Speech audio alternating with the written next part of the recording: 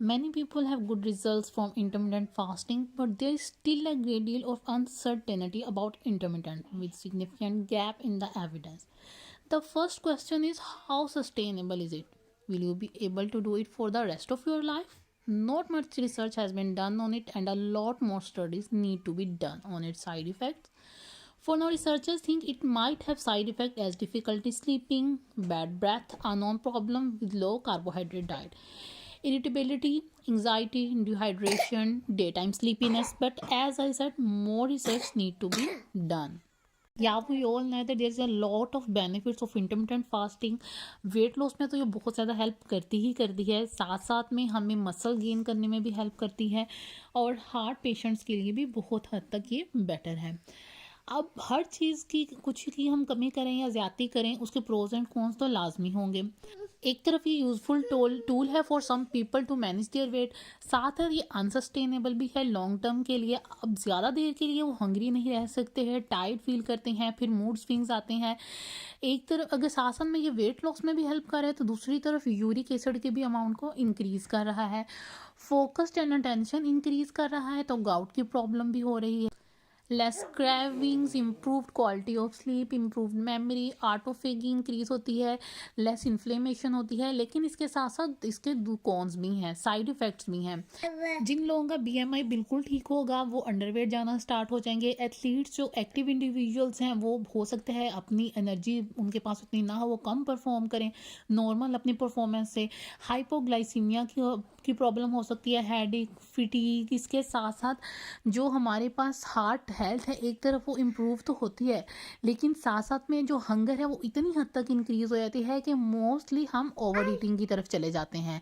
ये stress level को बहुत ज़्यादा हद तक इंक्रीज करती है, इसी वजह से मूड स्विंग्स भी ज़्यादा हो रहे होते हैं। इनके जो ईटिंग डिसऑर्डर है वो हमारा बहुत ज़्यादा हद तक पैटर्न ही डिस्टर्ब हो जाता है। जब हमारा पैटर्न डिस्टर्ब होता है तो साथ साथ में हमें इसकी लॉन्ग टर्म सॉल्यूशन नहीं लग रहा होता, हमारी बॉडी टोटली तौर पर डिस्टर्बेंस की तरफ जा रही होती है। हेयर फॉल की प्रॉब्लम बहुत ज़्यादा हद तक हो सकती है। इसमें हमारे पास ऑप्शंस दो होते हैं, या तो हम ब्रेकफास्ट स्किप कर लें या डिनर स्किप कर लें। अगर फर्स्ट मील हम दोपहर को 1 बजे कर रहे हैं तो लास्ट मील अपना 9 बजे तक हमारी विंडो कंप्लीट हो जाएगी।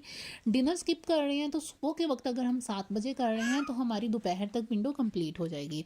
लेकिन इसके साथ साथ बहुत सारे डाइटिशियन हैं वो ये भी कहते हैं कि ऑटोफेगी स्टार्ट हो जाती है और किसी भी चीज़ कमी या ज्यादती कभी भी सही नहीं होती। एक तरफ हमें हंगर फील हो रही होती है, डिजीनेस होती है, नोजिया होता है, ब्रेन फॉग बेसिकली क्या है कि हम अपना फोकस नहीं कर पाते किसी चीज़ पर, मेंटल क्लैरिटी नहीं आती, ओवर ईटिंग की तरफ जाते हैं, और इसी के साथ हमारी बॉडी में बहुत ज़्यादा हद तक ड्राइनेस हो रही होती है। ड्राइनेस होती है तो डिहाइड्रेशन भी साथ साथ में हो रही होती है, और उसकी वजह से कॉन्स्टिपेशन की प्रॉब्लम बहुत ज़्यादा होती है।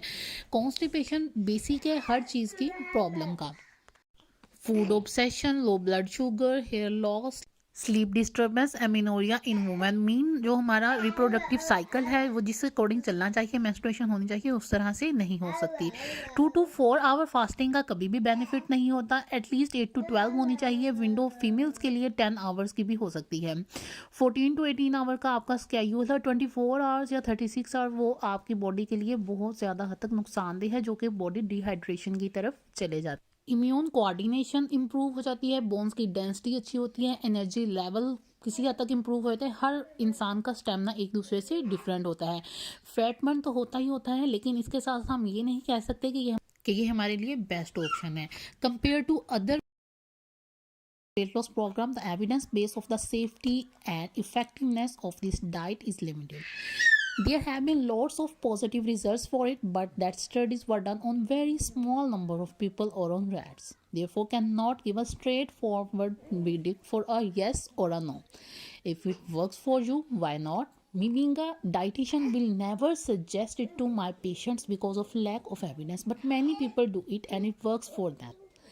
My only concern is once they stop, what will happen then? So I will say again, if you can carry on doing it, it's entirely up to you.